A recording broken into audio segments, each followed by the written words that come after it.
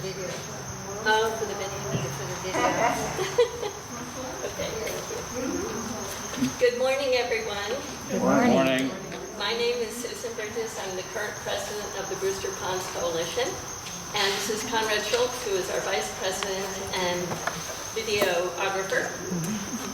We have two other board members here today, Mary Matterstock, checked everyone in, and Jack Clark is sitting in the back row.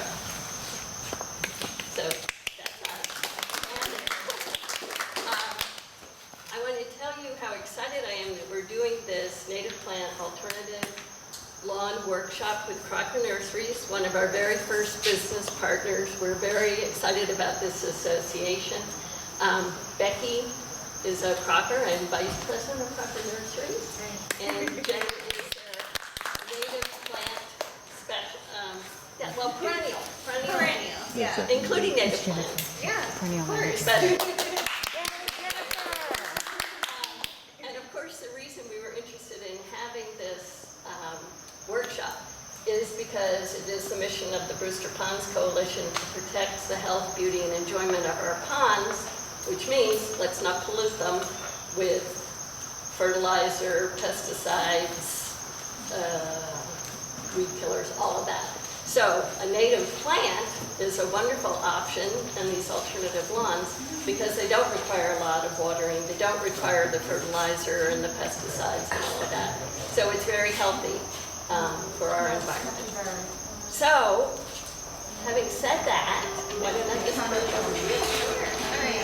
Well, I'll just talk. You can introduce me. That's right.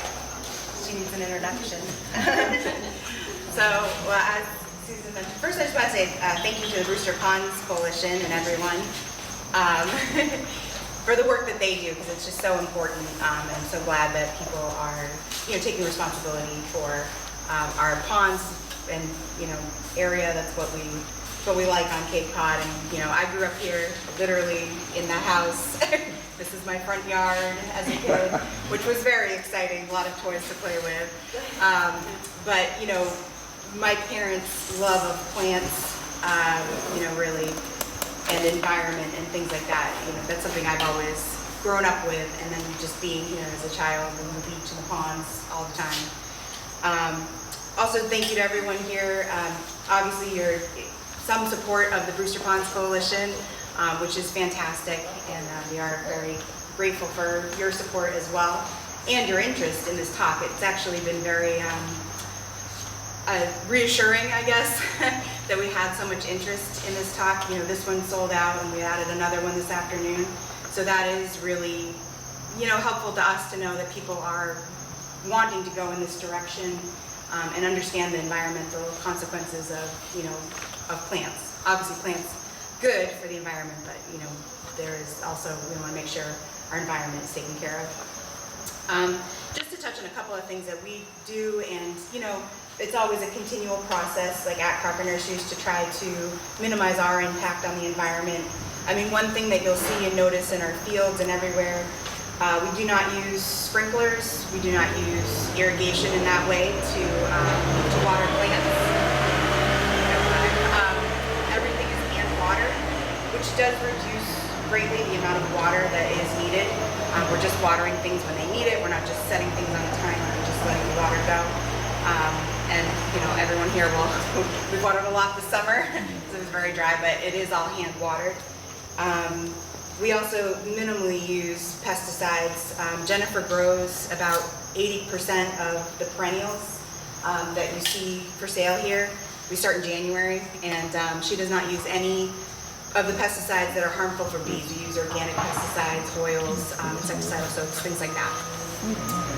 And we do grow about, as I said, 80% of the perennials, about 50% of our annuals. And back there, and the two big greenhouses as you leave, those are where we grow our annuals, and it's actually an irrigation system from below, so we actually reuse water. So we actually conserve quite a bit of water doing it that way. It floods from the bottom, it goes back to a tank, floods the tables, goes back. So that's one way we kind of help there. And we've been starting to use some plastic alternatives and trial them.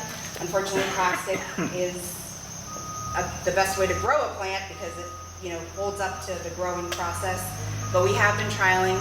If you bought any of our tomatoes, our 6-inch tomatoes, those were grown in cow pots, which was made from cow manure. And the roots actually grow right through the pots, and you can just stick them in and they can compost within a year, or within the growing season, so you can just stick it right in.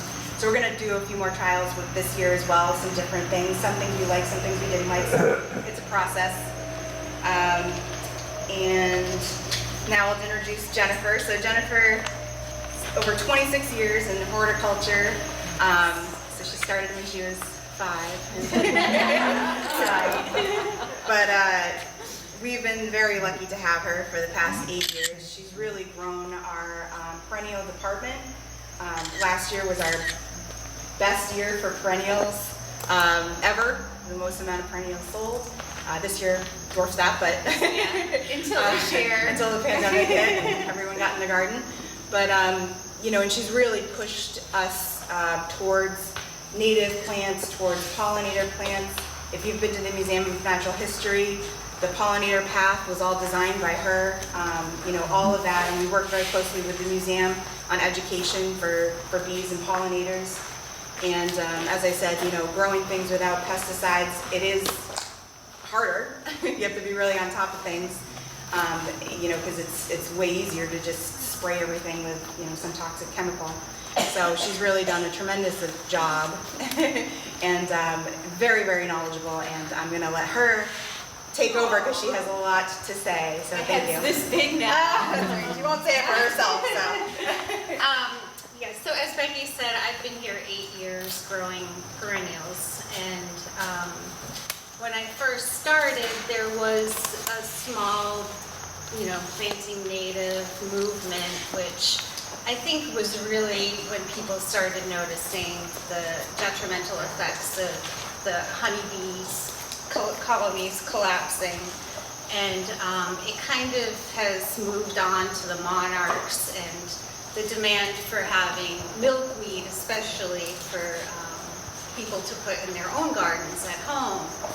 And it's really incredible because that was only 8 years ago, and the supply that we've noticed it was really hard to find straight native species of perennials when I first started growing here.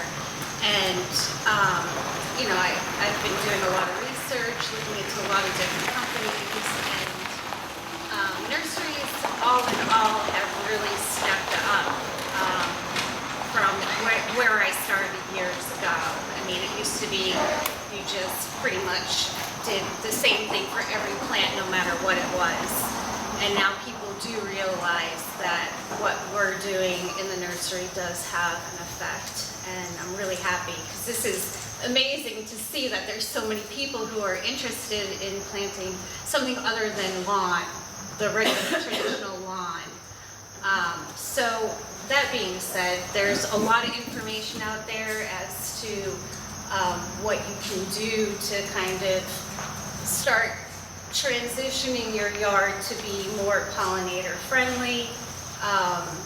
Things that are going to require less fertilizers, less water in the long run, which is really huge, especially when you look at this past season where it was just so hot and so dry that you really want to start thinking about planting things that can be more drought tolerant.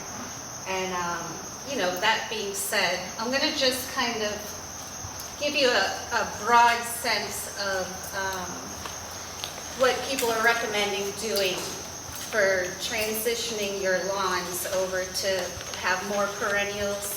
And it's going to be really hard to just take a bulldozer and clear out a whole area. So you really want to kind of start small.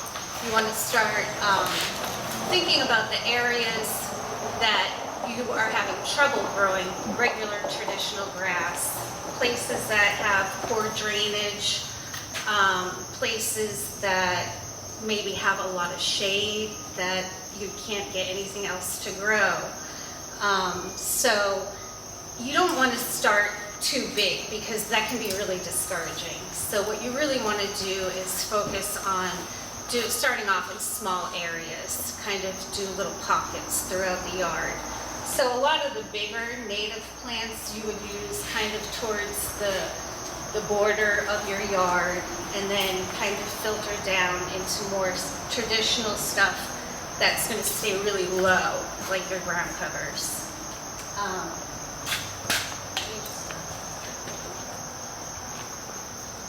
As you can tell, I'm probably pretty nervous because I'm not really a public speaker. So this table here is kind of more of the low-growing stuff that you're going to want to put. And I'm just kind of going to go through what we have here.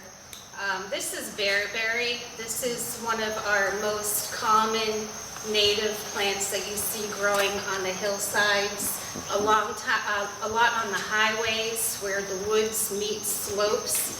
You're going to see this growing wild. It's an evergreen, so that's nice because a lot of perennials do die completely back in the winter time. But this will actually be there the whole time.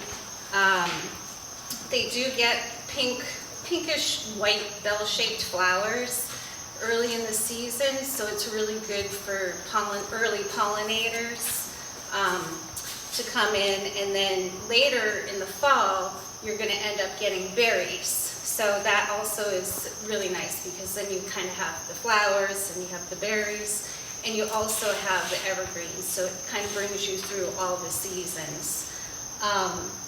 As it grows along, it will root in, so a lot of people will use these on slopes, and it will help with erosion control.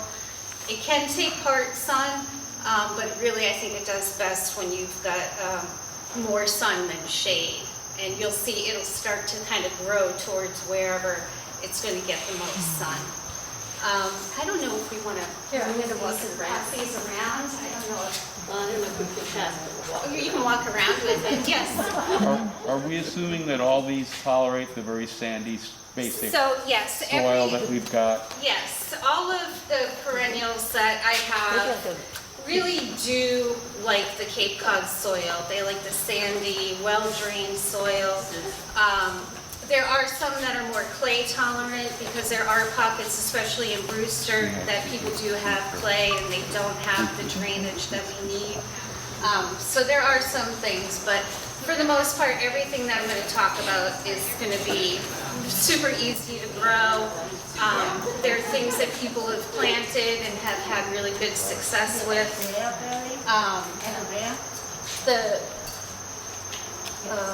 Jennifer?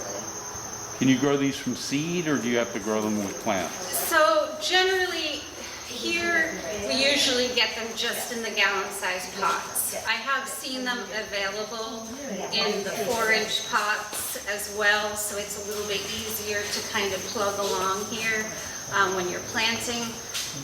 But when you're getting a plant that size, you're going to want to give it probably 3 feet at least to fill in. So it really does grow quickly. You do have to watch the water in the first season. I mean, just because something's drought tolerant doesn't necessarily mean that you don't have to water it. Especially the first season is really crucial to kind of get the root system established. What time of year is the best time to plant bearberry? Well, personally, I find planting in the fall is probably the most ideal. All your growth is going to be in the root system. It's not worried about making flowers and everything, so you've got a lot of growth going in the roots. Plus it's actually cooler, and hopefully we're getting more rain towards the fall, so it really does make it a little bit easier. You can plant them in the spring, it's not a problem, but you just have to really be sure that you're getting enough water to it, especially if we had a season like this year, where we had a long time of no rain at all. But pretty much it's kind of the same thing for everything. You can plant it either spring or fall. You can plant it in the middle of the summer too, but you're going to be out there watering it every other day and just really kind of worrying about it, and you may have a little more shock than if you do it in the fall. So I'm just gonna kind of go around down the list, because I picked so many plants, and now I'm like, ugh. I could talk forever about plants. So if you're looking for an area that's more shade loving, we have, this is our native ginger. This is Asarum canadense, which is a native ground cover, and it doesn't get any taller than this. And what's great about it is it has really pretty foliage, but nothing seems to eat it. And any gardener on the Cape knows that we have a huge rabbit issue and deer as well. But the rabbits have been eating absolutely everything. So this is one of the plants that they seem to stay away from right now. And I also want to mention, like the bearberry, these are both native to New England. Now there's another group that there's just US natives, and you're going to see that on the list. Anything with a little asterisk means that it's New England native, and the rest of them either are just not native or they're a US native. So this one here, I don't know if you want to pass these around. Why do they call it ginger? Excuse me? Is it has a ginger? Is it white? So it does have a ginger. It's in the same family as your regular ginger, but it's not used culinary. Okay. But it does have that kind of same smell to it. And this is kind of an example. This is one that is it's from, I don't know, Europe, I guess, somewhere. But it has a little more ornamental look to it, even though they're both ginger. This one has more of like a glossy foliage, and it's very slow growing, but it's absolutely beautiful. And these are great to plant underneath trees, or in areas that take a lot of shade. So this kind of gives you an example of two different kinds. Actually, I have another one too. This is a Chinese ginger, and this is another interesting foliage. This one's the most vigorous of them all. But essentially they all do the same job. They're all really good ground covers, but you do have the option of planting something that is a New England native. Maybe people just want to come up at the end. Yeah, maybe we'll just leave them. But what do you I'll try to think? keep them Is it helpful to walk around or just leave them? We'll come up at the end. Okay, come up at the end. I'll keep them out sort of alphabetized. So this is Matt Daisy. I really like this plant. I don't know if anybody has seen the troll head at the Museum of Natural History, but it was supposed to be just like 1 year type of thing, and we put some ground covers in there to try to mimic a troll's hair, and this was one of them. And it really grew well, and it's pure sand. And it spreads very fast. It gets white flowers in the early summer, maybe May. But I like this as a lawn alternative because you can actually step on it. And what you will find with a lot of this stuff, even though it is a lawn alternative, you can't actually walk on it. So this is another thing that you need to think about when you're transitioning your yard into getting rid of some of the lawn area. Is this an area that you're going to be stepping on these plants? Is this an area that you can have something a little bit taller that maybe doesn't get as much foot traffic? This is a full sun plant, so it really does need the full sun to perform the best. But it's definitely worth considering.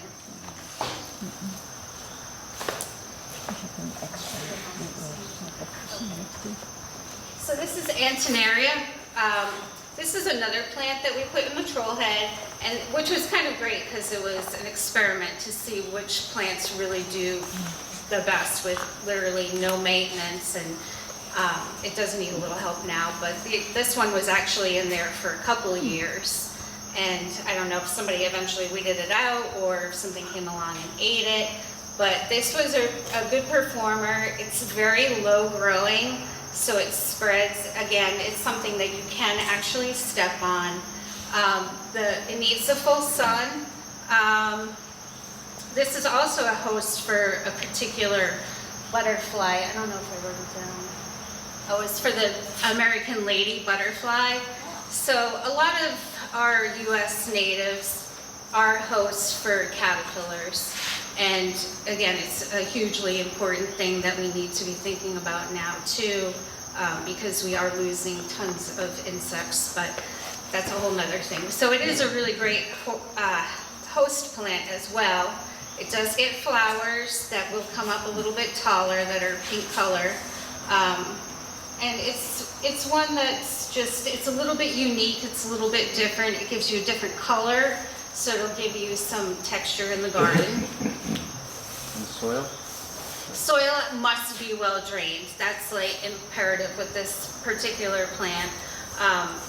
You would not want to plant that if you had clay soil. It really needs to be well drained, and full sun is ideal. What was the name of that again? This is Antinera Positos. That's a common name for it. They say it looks like cat paws. Okay, so this is Epimedium. Epimedium is a really great plant for underneath trees that would be considered dry shade. So an area that doesn't, that is competing with root systems of trees. These seem to do really well. They do get a flower before, the foliage is semi-evergreen, but in the spring you really want to kind of get rid of the old foliage before, because the flowers come up before the foliage. And they're really something beautiful to see in the spring. This is a yellow flower. This variety here is probably the fastest growing of the epimediums. There's a huge group of them, but this is probably the fastest growing, and it'll fill in rather quickly. And in saying that too, when you are considering planting things, you do kind of want to plant them close together so that they do fill in faster. And that's going to limit the amount of weeds and grass seeds that you have coming up, which can be, something that you don't want to spend. The idea is that you're not spending all this time out there, like you would with a lawn, with the maintenance. So once these get established, they really fill in beautiful and really low maintenance. You don't have to do anything except give them a quick clean up in the spring. All right. Oh, Liriopes. So Liriopes blooming right now. This is, it's not native, but it is really pretty, and the bees and the late season pollinators do really like the flowers on it. They also will get seeds after they bloom. They are semi-evergreen, so they will be there in the winter time. And I would say this is probably the closest grass-like looking perennial that I have in this group here that kind of mimics that same traditional lawn. These spread rather quickly, and they wouldn't say it's invasive, but it can spread into areas that you may have to end up putting some edging in to keep it from creeping into other areas if that was a concern. So these ones are only about 10 to 12 inches usually. There's another variety that does get taller. So this isn't something that you would step on necessarily, but it would be something kind of off to the border of your property, or again, kind of underneath trees or shrubs, or areas where you have mulch in the garden that you want to get rid of the mulch and kind of fill in with some flowers or some ground covers instead. And they actually do well with part sun and more shade than some of the others.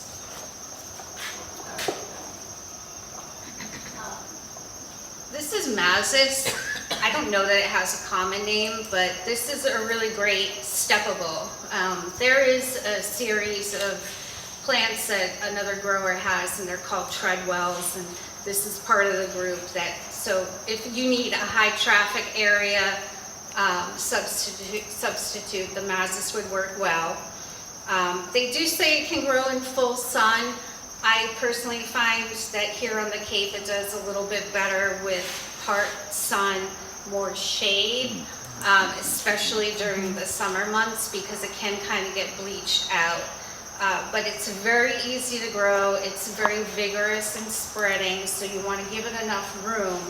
But this would be a good choice for a high traffic area and a larger area to kind of let it fill in. And they do get flowers, but they're very small, little purple flowers, and it also comes in white. But I would say it's more for the foliage than for the flower.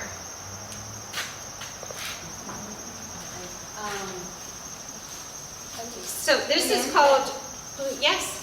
What was that one again, please? Mazis, M-A-Z-U-S.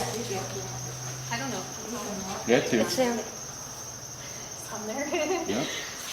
This is Blue-Eyed Mary, and this is a beautiful, beautiful plant that gets forget-me-not colored light blue flowers in the spring.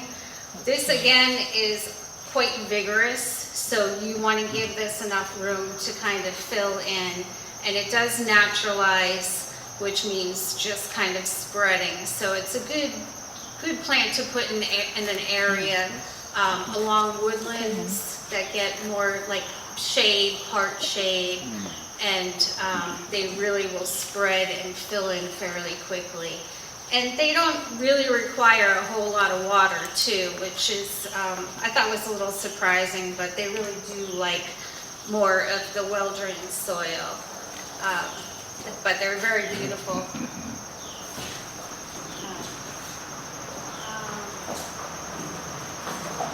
This is a wine leaf cinquefoil or potentilla ground cover, and this is probably the most popular, I would say, with people when they're talking about using lawn alternatives. I think it's because it is very fast growing. It is a semi-evergreen. It kind of mimics that traditional lawn, so it kind of blends in. It gives your eyes a nice kind of resting spot when you're looking throughout your yard. And the flowers are really small, almost buttercup shaped. They're white flowers. This does really well along dry banks, hillsides. It'll slope down, it'll creep along. A lot of people put this in rock gardens just kind of as a quick filler. It's very easy to grow. The flowers are in July usually, which is a nice time of year. It does turn as the season gets cooler. These will actually get kind of a bronze or wine colored foliage on them. So it really kind of gives you some seasonal interest. And here I would say they're semi-evergreen. They'll kind of look crummy for a little while, but they come back fairly quickly in the spring and quickly fill over any of the old foliage.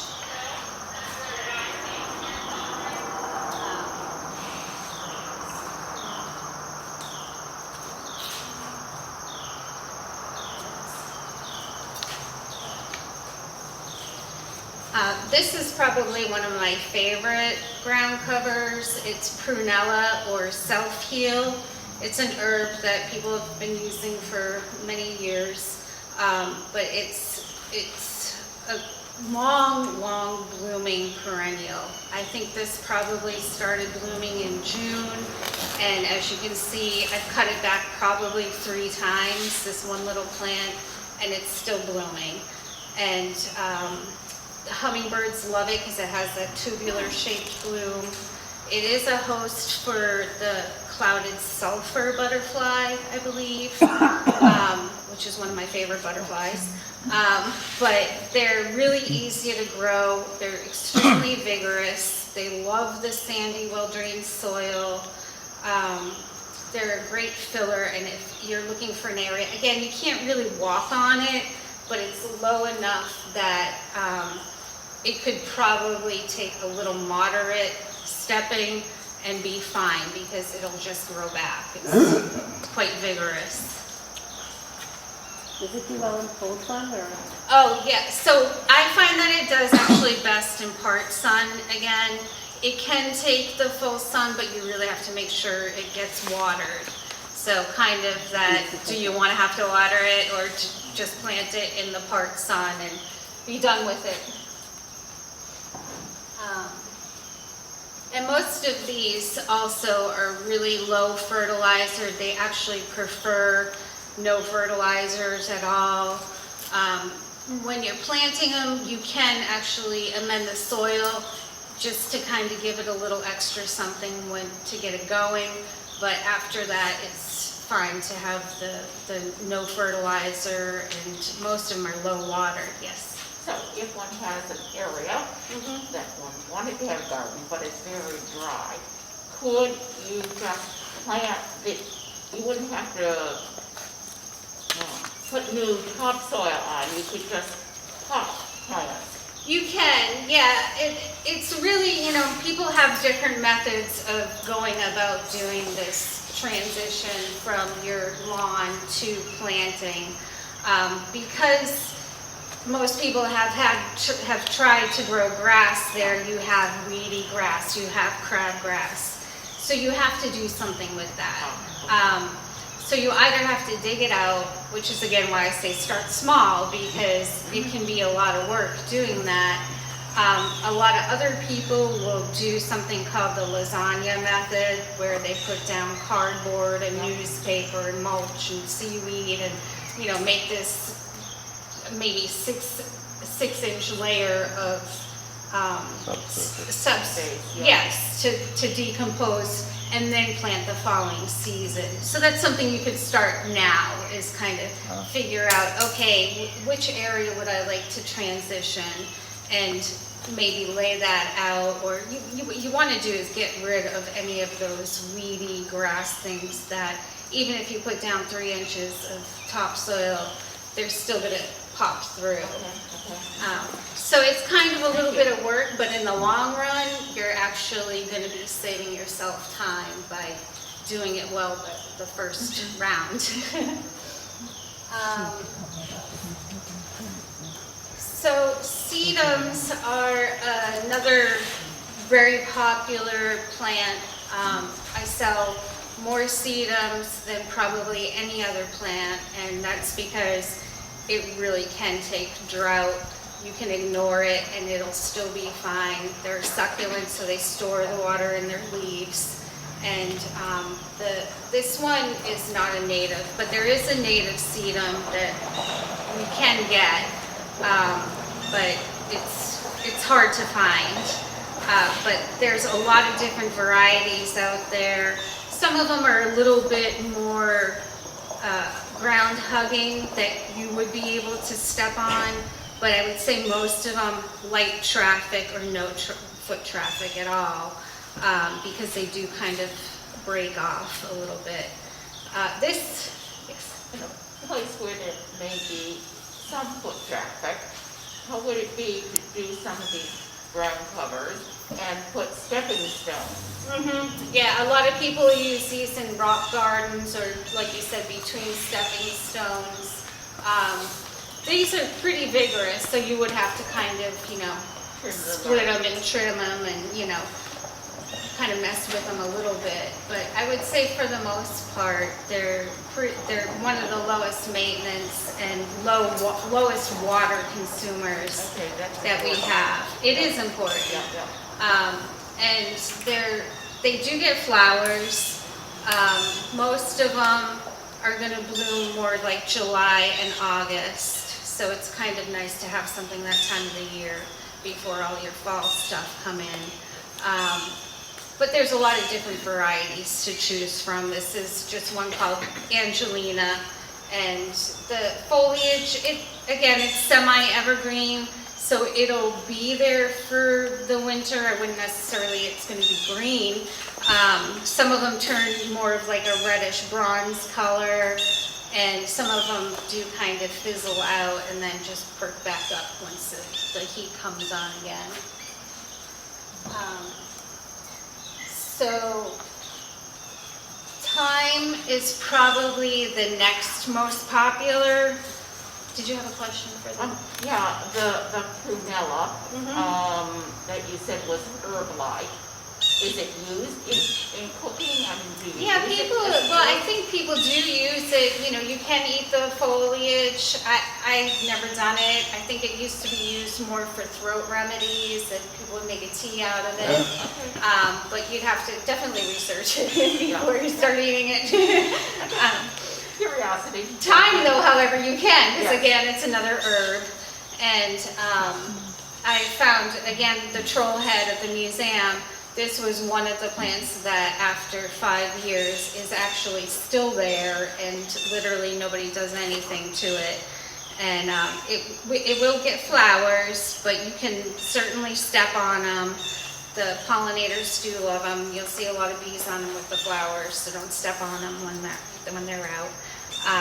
But this is great in between rocks, along hillsides. It will grow and it will root along as it's growing. Full sun is going to be ideal. I have seen it grow well in part sun and without a problem.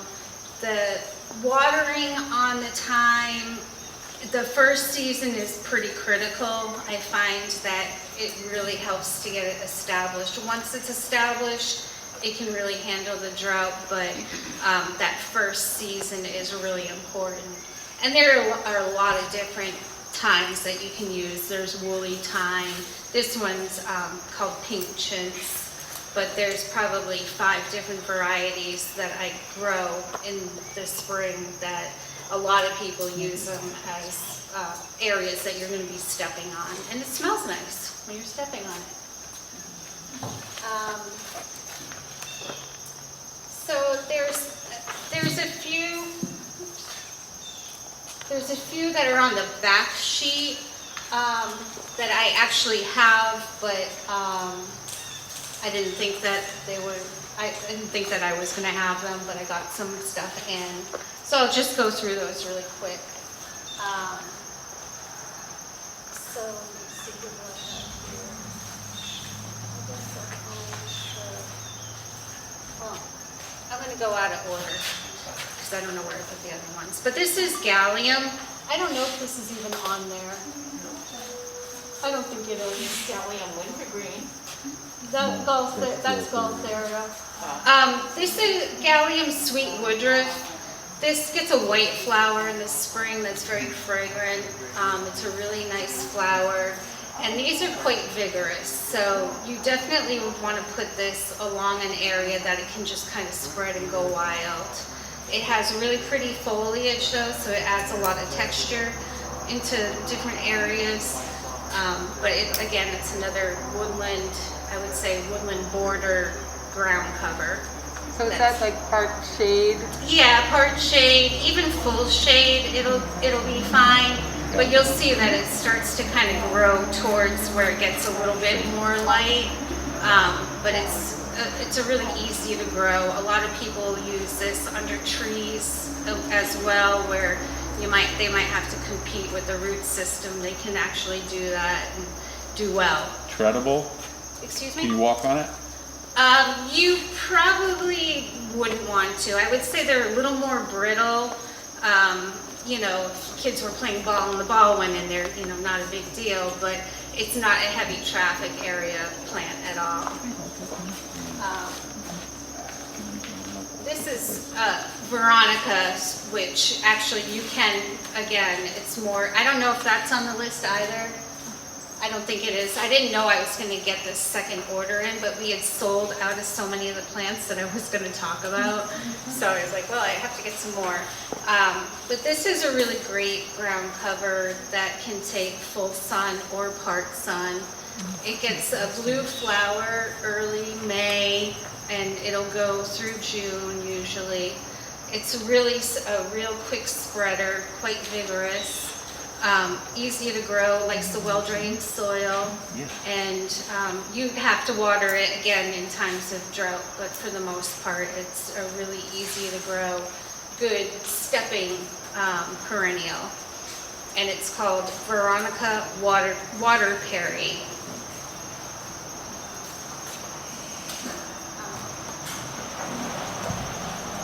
then real quick, this is a tiarella. Now tiarella, there is a New England native tiarella cordifolia, I think it is, that grows in our woodlands, and it spreads great. It's a shade-tolerant perennial that gets white flowers in the spring. This is a cultivar, and a cultivar basically is a native plant that they have discovered growing and selected it for certain characteristics, such as like being dwarf or having a different color flower, and then they kind of cultivate it from there. So even though it is a native, they did cultivate this species for specific character traits. And this one's called Elizabeth Oliver, but the straight species tiarella is what I really recommend because it is quite vigorous. It has interesting foliage, almost looks like an oak leaf. And a lot of them will have different speckles, and the flowers bloom for quite a long time too.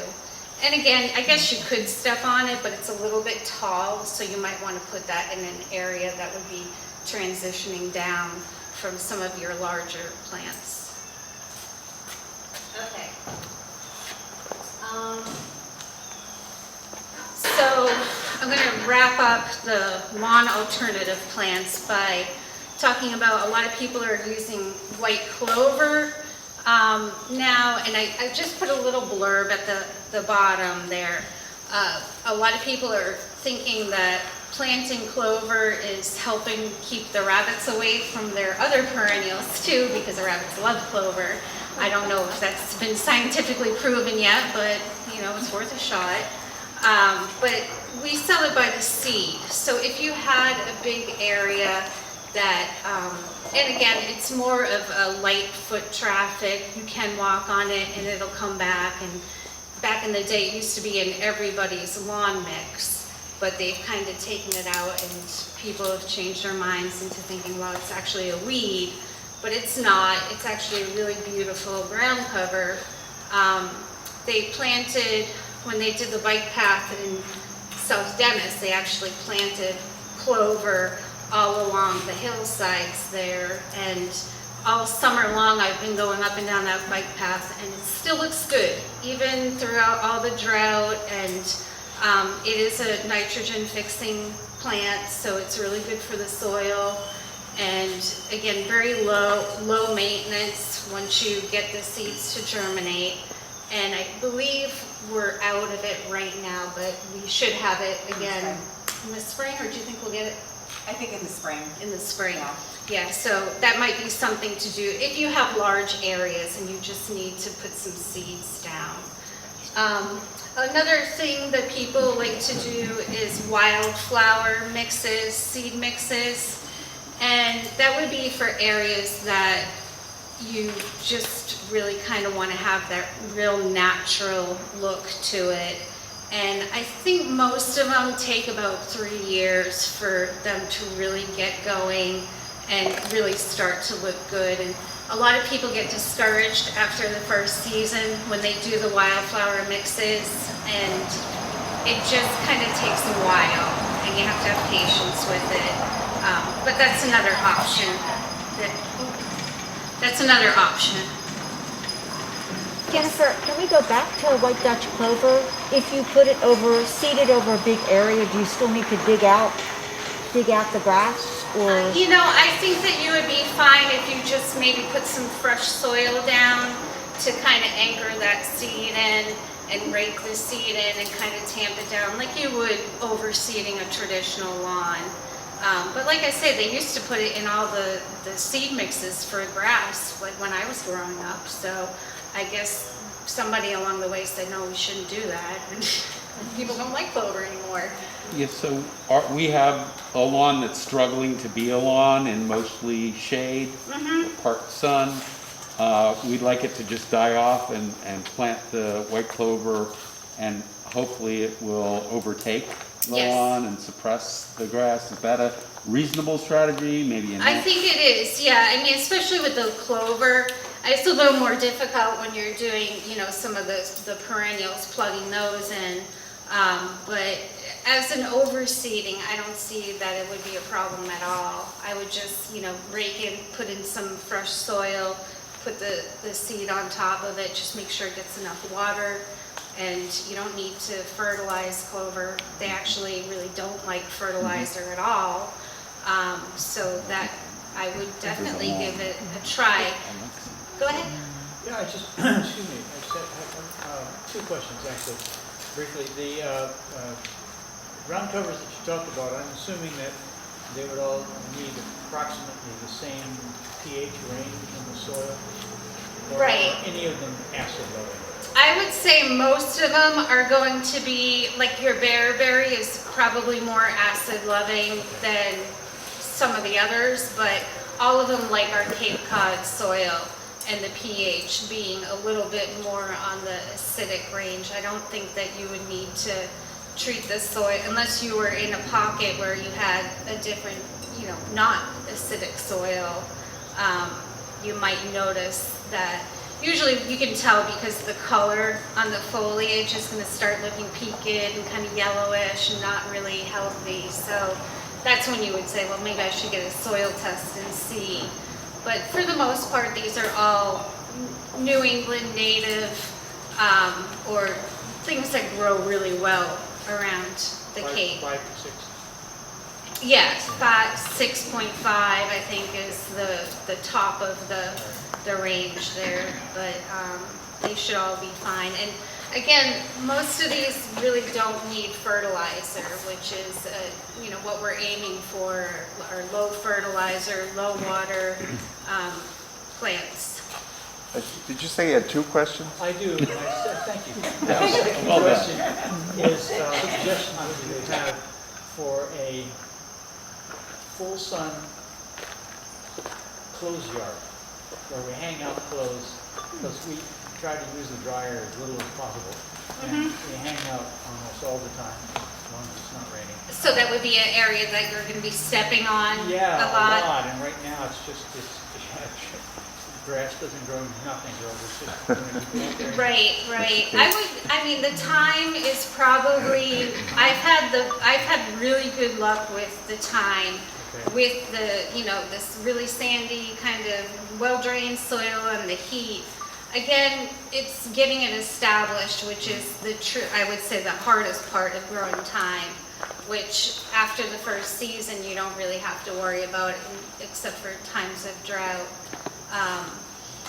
That the Veronica you could also do, depending on your area too, from a design standpoint, you usually want to do a massive one. It depends on how big the area is, but usually you want to do a massive one type, and you can do no more than 3 different things blooming at different times. That's kind of the idea, is to have something that's going to be flowering or of interest at a certain time. But there's some options out there. Another thought, we have a lot of grasses too, that I kind of have them off in their own area. I don't know if it would work with an area that you stepped on all the time, but you could try the clover. And people will mow it so it doesn't go to flower, so you don't get all the bees on it, so that you don't get stung when you walk on a barefoot. But that's always a possibility. Most of the ornamental grasses are going to be a little bit taller and maybe not, exactly what you're looking for if you want something more low growing. So I live on Upper Mill Pond, and my backyard, I have a flat area, then it slopes down about that angle. I don't know what that is, 45 degrees. But there's these flowers, there's these plants that I had nothing to do with, they just appeared. Right. And they have this white star-shaped flower. Okay. And it's a low growth, it's small, and it has these lime kind of green, light green. So I'm trying to find out what these are because I want to plant a lot more Is it of them. silver foliage or is it green? It's light green. I like green. Yeah, and these beautiful white star flowers, not very big, but I have a whole section. So, Do you want a okay, picture so of there, I don't have a picture. I'd bring a of it. picture. Bring a picture. yeah, and there are some things on here that I can't show you because we don't have them until spring. But there is a plant called, I think it's Laurentia or Isotoma. They change the names on perennials sometimes, and so I don't really know what they're calling it now, but Blue Star Creeper is the common name for it. And they have little star-shaped flowers. It's a very tight mat of light green. It might be that. It's a very vigorous ground cover but that's more shade. I'll take a picture and bring it. Yeah, bring a picture in, yeah. And there's actually an app that if you take a picture called Oh, Plant yeah. This, I have the app. you know, you have to do it Yeah, together and I know. identify so You don't many even need things. me. Or the Go ahead. Thank you. That was my point. Yeah. If you're seeding the clover over this dying lawn, what's the best season, what's the best timing to do that? I would say the earlier in the spring, the better. That way, well, we don't have it right now for you to do. Generally, when you're doing traditional lawn, the fall is the ideal time because you don't have as many weed seeds floating around in the air that are going to try to sneak their way in. But early spring, usually towards the end of April, the ground temperature is warm enough to get things to germinate fairly quickly. So you could try doing it then. Thank you. And you might have to kind of fill in, you know, the first season again towards the fall just to really get it established. But clover's fairly quick, I would say. Any other thoughts or questions about lawn alternatives? No? I have a question on, I had bought a large bag of the Cape Cod grass seed in the spring. And right now, it's like brown mat. Is it going to come back? Do I need So- to break it up a little? You can to try to get some of that thatch out, but generally in the drought that we had this season, all of your grass goes dormant just to protect itself. So with the cooler temperatures and some water, some more rain, you should start seeing it come back. So it's not dead? It's not dead, no. Grass, it's dormant, and it's like one of my lines in the spring too, because you know, you're looking at these pots saying, is this alive? No, it's just dormant. So it should bounce back. Because I've tried watering, but it's just been too, It has been really hot, and I mean, even around here, some of the stuff we've had to water 3 times, 4 times a day, just because it was, you know, 95 degrees without any rain for 8 weeks. So I wouldn't give up hope. You can, yeah, break it out, and then if you feel as though you need to overseed, you can. And that's another point too. We do sell a Cape Cod mix, which is acclimated more to, if you do still want to have a little bit of grass, it's a low fertilizer grass, and it's fairly easy. I think it grows in sun or shade for the most part, and I believe it's also low mow, so you don't have to mow it as frequently as you would a regular lawn. it really came up beautifully. I mean, it was even more vigorous than I really wanted the lawn. But then it just. Yeah, and that's kind of, in a way, it's a good thing that it does that because it is protecting itself. But you should see some life coming back now that we're getting into the cooler season. So it was worth the expense. I mean, stuff is expensive. It is expensive, and you know, that's part of, you know, the reason why transitioning from having your traditional lawn is becoming more appealing, because it does require a lot of work. It requires a tremendous amount of water. And, then you're bringing in the mowers and then you've got all that contributing. And a lot of people hire companies to come in, and God only knows what they're putting on these lawns too, which is, they just want it to be that electric green where, we live in an environment where we really have to start being conscious of, how many resources we're using and what, when we're putting these chemicals into the lawns, where is it going once it washes away? Because it's going into our water systems. We'll move right along with the native perennials. So in talking about reducing the size of lawns, a lot of people are planting some native trees and shrubs, kind of eating up some of that lawn space. And another way to do it is step it down the next level with some perennials that do really well around here. So we have a really great supplier that they're doing a really fantastic job with growing more native plants, and they're really coming up with growing some really unique ones. This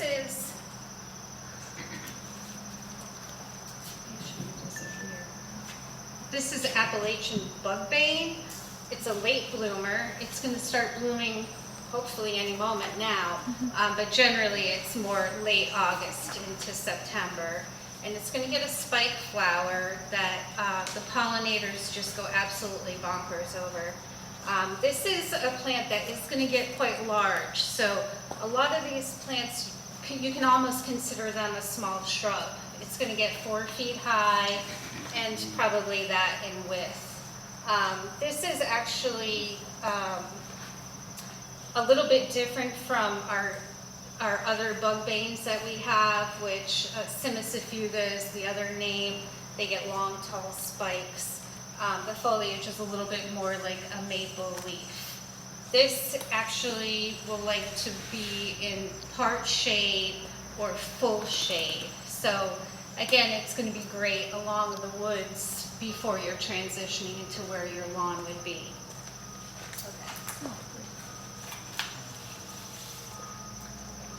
This is Midwest, I believe, native. So it's a U.S. native. And this is worth mentioning this time of year. Even though the flowers bloom in May, it's a light blue flower, this gets really spectacular fall color. So you actually get some seasonal interest out of it. And they really have a nice texture to them as well. This is a really pretty color. It's kind of like an orange towards the fall. What is it? This is blue starflower or Amsonia.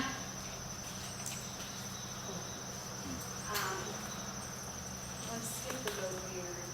So I'm skipping the rumpus because it's so sad looking.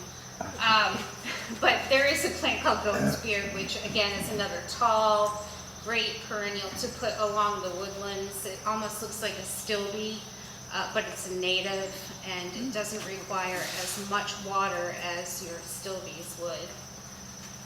This is a milkweed. So this is kind of, I would say, the beginning of people's love of native plants, because everybody a couple of years ago was, what can I plant to save the monarch butterflies? And it's a great thing. So we have usually about 3 or 4 different types of milkweed that are the host for the monarch caterpillar. This particular one is a swamp milkweed, so it can take more boggy, poorly drained areas. Or it actually works really great. I don't know if anybody has a rain garden where an area drops off to where there's maybe some puddles that gather. This would be a really great solution for that. They will get about 3 feet tall. This one is a pink flower, but it also is available in a white flower, fragrant flowers, and then they turn into the pods. the seed pods that are really popular. And then they'll spread their seeds everywhere. So you end up having milkweed almost in a very nice area after just a short period of time.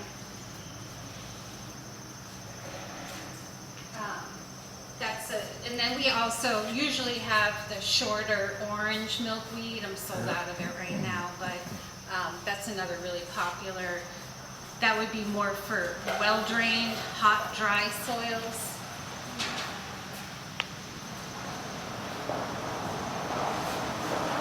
I did put it down there. So it's the tuberosa is the other one that I would say is a little bit more common than the other ones. So asters are all starting to bud up and bloom this time of year. They're a really important nectar and pollen source for pollinators. This is going to give you an idea. This is our native New England aster, straight species. Again, it's going to have like a purple flower, traditional purple flower. And then this is a cultivated variety that is going to be half the size and a little bit more garden friendly, I would say. These can get quite tall, 36 to 72 inches, depending on, circumstances. But a lot of people do, well, we do it as growers, but a lot of people in their gardens will also give the asters a haircut in June or July 4th, no later usually than mid-July. But you can cut those down by half so that they don't get to 72 inches. And a lot of the native perennials you'll notice get really tall and really kind of lanky. And one way to kind of control that a little bit is give it a chop. They call it the Chelsea chop because that's around the same time that the Chelsea Flower Show in England is happening. There's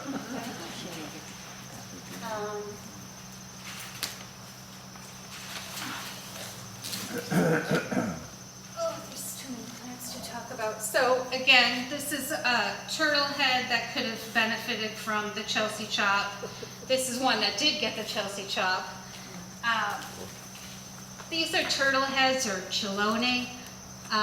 They are actually a host for checker spot butterfly, and they are late blooming. This particular variety is a white flower. We do have other cultivated varieties in pink. They do really well in a part sun situation. They do like a little bit more water, so if you have areas that maybe already had some pre-existing irrigation, they would probably like that, or other areas where maybe the soil isn't as well drained, and rain gardens, it would be a great plant for. More part sun is probably, with the full sun they do kind of get a little bit sunburnt. But with enough water, they'll still do okay.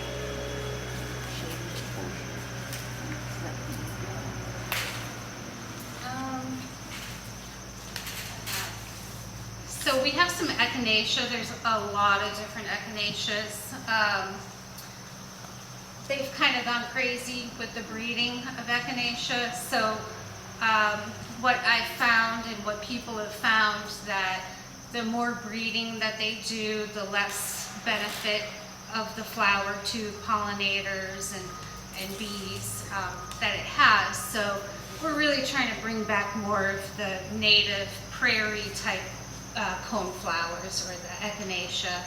And this one's one Tennessee rocky top Tennessee cone flower.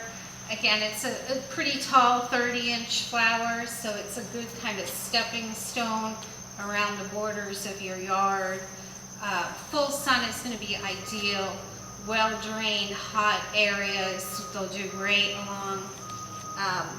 They're just a really great perennial. Unfortunately, the rabbits think so too, so they eat them. So you have to kind of cage them or work with it a little bit. Dicentra, bleeding heart. This is a fern leaf bleeding heart that's native to our area. And traditionally people think of bleeding hearts blooming in the spring. This one will actually bloom all summer. The hummingbirds go crazy for the blooms early on. And this is unlike the other old-fashioned bleeding hearts. This is actually not going to go summer dormant. It's here all throughout the summer. And they do great in the deep shade or part shade, but deep shade is probably ideal. And they don't need a whole lot of water once established.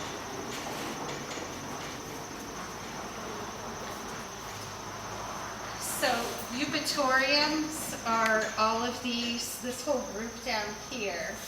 What do I have? So they're all U.S. natives.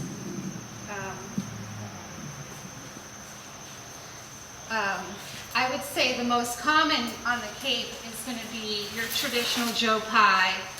This is a really important late season bloom for a lot of the late season butterflies that are leaving, and a lot of the wasps really like this plant too. And it'll start blooming usually maybe I would say probably mid-August, and it'll go all through September and still look pretty good, depending on the season. They also will get pretty large. You can chop them back and keep them a little bit shorter, but there are varieties called Baby Joe is the shortest one with the pink flowers, and then there's just the straight species, which can get, I've seen them 8 feet tall. They get really, really large. It's a perfect plant for a rain garden because they really do like the moisture, or areas that, you know, don't drain well, or even clay soil they can probably handle. This is its cousin here. This has a white flower, and this is the first year I've actually been able to get this one. The growers are really starting to catch on to the native plant demand, and this hopefully is one, this thing's usually covered with bees and butterflies and every kind of pollinator you can imagine. And they're really, really easy to grow. They'll naturalize in an area fairly quickly. The chocolate eupatorium is a beautiful plant that will get white flowers as well. It gives you a little different color besides green in the garden. From a landscape design point of view, it has that darker foliage, so it kind of pops out a little bit.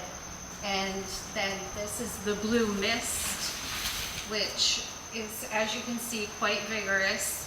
You want to give this baby plenty of room to grow because it will really, really fill out after a while.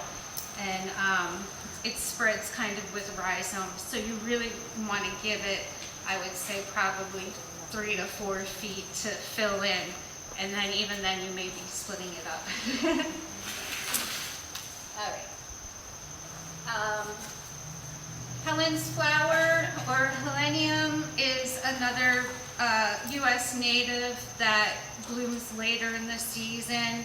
It gets really tall unless you give it a chop, but they'll go almost all the way up to frost. And we've had pretty good luck with rabbits not eating these as much as some of the other plants. But it's really a nice fall color. They usually come in, they have other varieties that come in reds and oranges as well. Sun, shade? Full sun is going to be ideal. It's like a prairie plant. Trying to go fast here. Monarda is probably one of the most popular hummingbird attractors. They have these tubular shaped flowers. There's a red one back there that's more of a cultivated variety, whereas this one is our New England native. This one has a lavender pink flower, and usually they're going to be blooming July.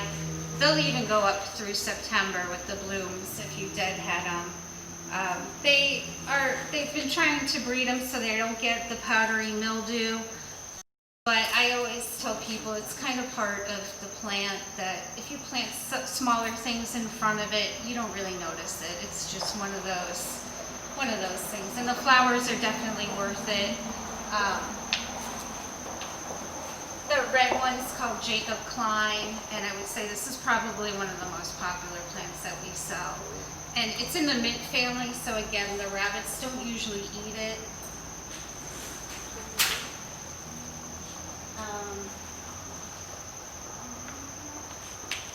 So mountain mint is another really important pollinator plant. This gets flowers that are really not very showy, but the predatory wasps and butterflies really, really love it. It's in the mint family, so nothing seems to bother it and eat it, so that's always a plus, if you ask me. So Ruellia, I didn't show the Ruellia because it was not looking that great. If you have an area that you need something that can be salt tolerant, where the plows, I don't know if they even use salt on the roads anymore, because we really haven't had that much snow on the Cape lately. But areas where you get a lot of salt from the roads, this is wild senna, and it's really pretty. It has a really nice foliage to it. Again, it's a little bit large for perennial, so I kind of would, you want to give it some room to grow in. It can get pretty big. 48 inches and about 3 feet wide.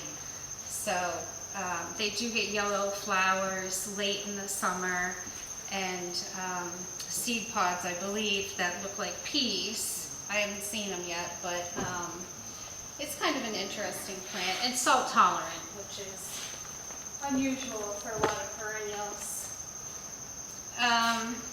Spiranthus. I was actually really excited to see that this plant was even available. It's an orchid, a native orchid, and these are just going to open up pretty soon. And they have a white flower. They like boggy soils, so if you live around a pond or an area, again, with poor drainage, this would be a good choice.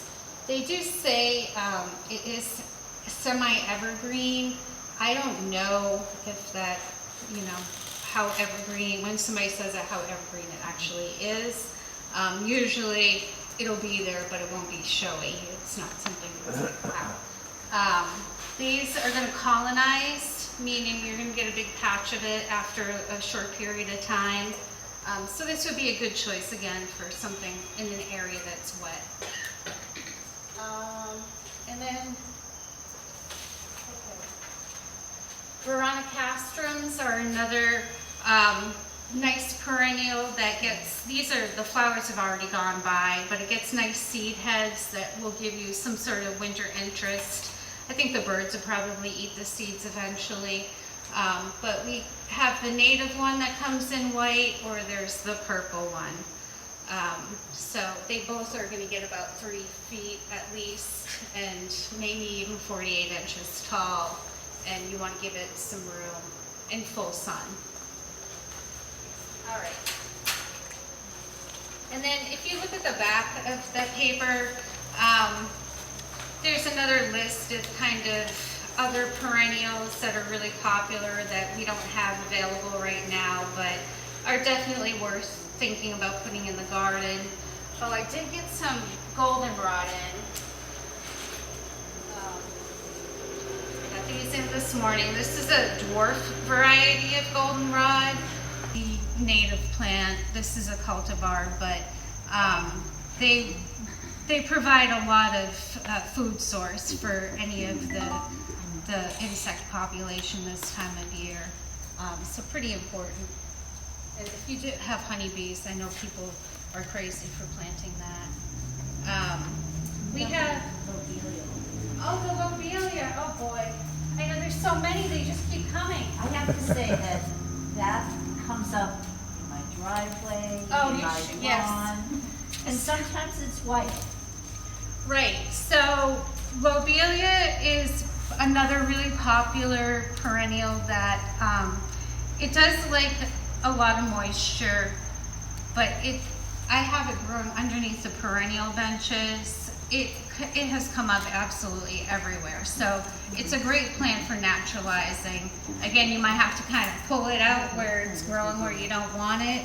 The hummingbirds, again, they absolutely love it. It comes in a red and it comes in this blue for the native, and then they've also cultivated some other varieties, but it's definitely a really like showy plant, a showy flower this time of year, and it blooms for a pretty long time if you ask me. I also have some ferns. The only one I brought over is that hay-scented fern, but a lot of people like to use these to naturalize along the woodlands too. This is probably the most vigorous fern that we sell. I would almost call it like a ground cover because it does spread quite easily, and it has a really nice lime green foliage, so it kind of brightens up shady spots, which is nice.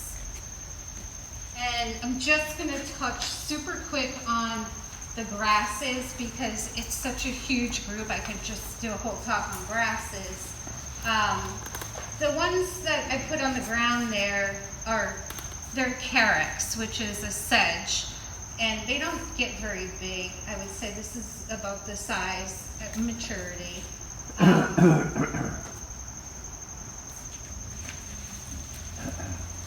So this is our native, the Pennsylvania sedge, and then there's another variety that's been cultivated. So you can kind of see the difference. These are a little bit more resistant to, this got rust because this year it's just been very humid. But they have cultivated them to be a little more ornamental. The carex, this one here, is what you would see growing in the woodlands, just kind of little tufts of grass here and there. So it's great in shady spots. The cultivated varieties are a little bit more ornamental, so you could have those lining pathways and woodland walks. There's a blue one over there, which is also really pretty. We have a lot of native grasses. Sporobolus is prairie dropseed. This is a full sun grass. A lot of people are planting this as a lawn alternative. You can order them in as plugs, or you can get them in usually smaller pots than this too, just the season that it is. That's why they're so big, but this is a really great grass that you can naturalize with. And the last one I'm going to talk about is Schizaccharum. It's a little blue stem. We also have big blue stems, but this is the shorter variety, about 4 to 5 feet tall.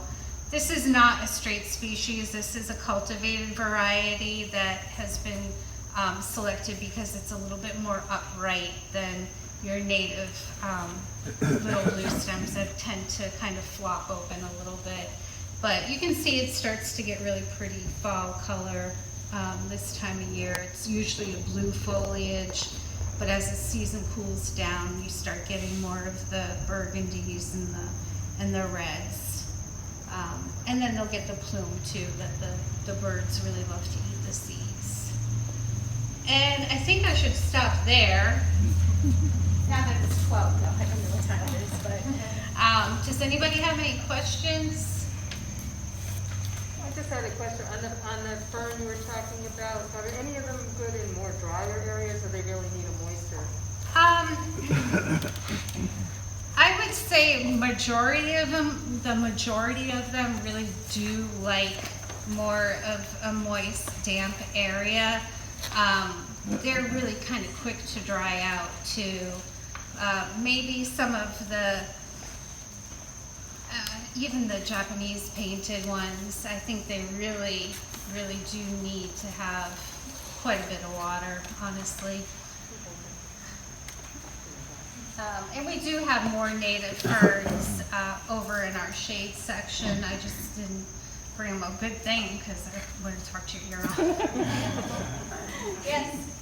I have an olive fern in front at the full sun. It hasn't done very well. I'm just wondering whether I should replace them with the Ansonia. So do you have full sun there? Yes. Yeah, so I would say the Amsonia would do a lot better, Okay. absolutely. Because I have the 5 of them, with other plants. But Yeah, it's probably too much sun, I would say. Yep, so the Amsonia would be a better, Thank you. go ahead. What could you recommend for dry shade, Um, for low growing? Dry shade? So the low growing, the epimedium is a good choice. The tiarella, the cordifolia, I think it's cordifolia, the just plain straight species is really a great plant. I would say that's probably Anything lower? anything lower. Yeah, I think it's growing. Yeah, I Just mean, came along on and that's, some. ooh, She's dry. I do, yeah, moss can be, some people love it, some people hate it. And I think it definitely has its place.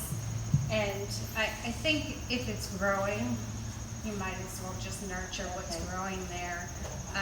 But dry shade can be pretty tough. There's not a whole ton of things that, because you're competing with all the other roots, and certain things have quite a hard time with that. Especially the real low, it seems. Yeah.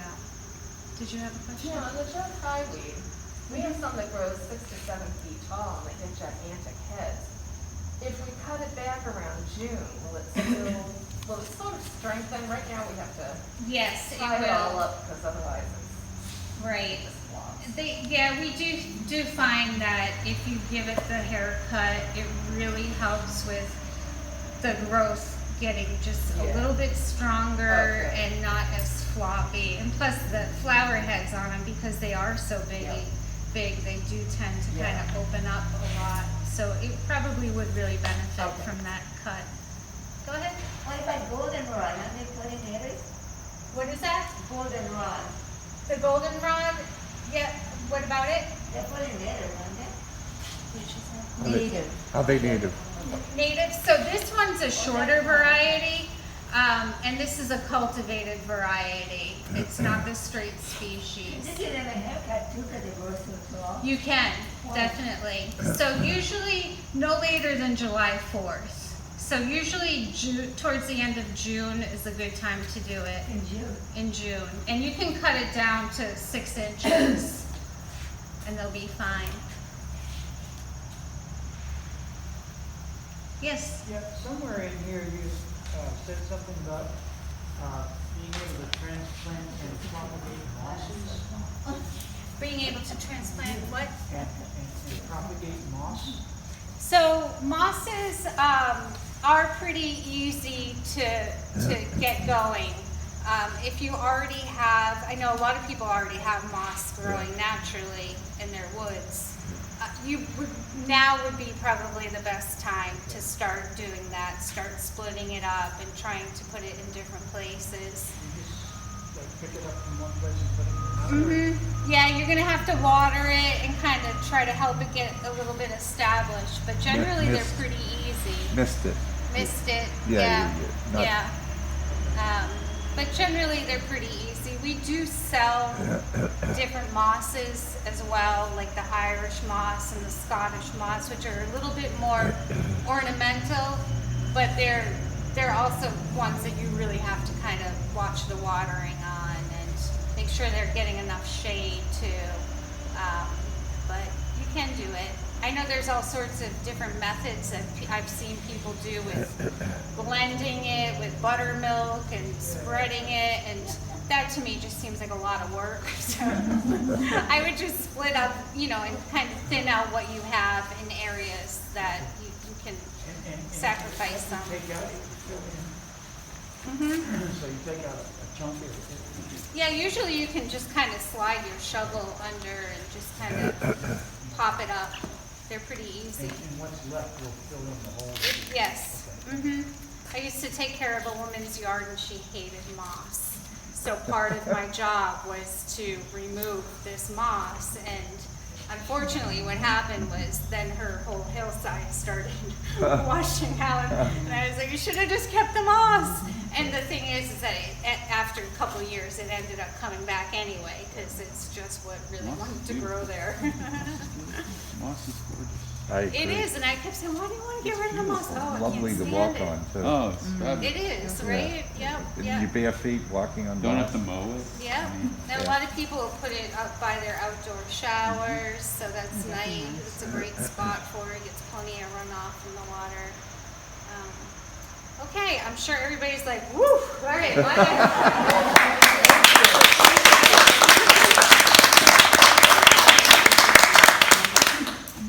Thank you. Thank you. That was awesome. We're done?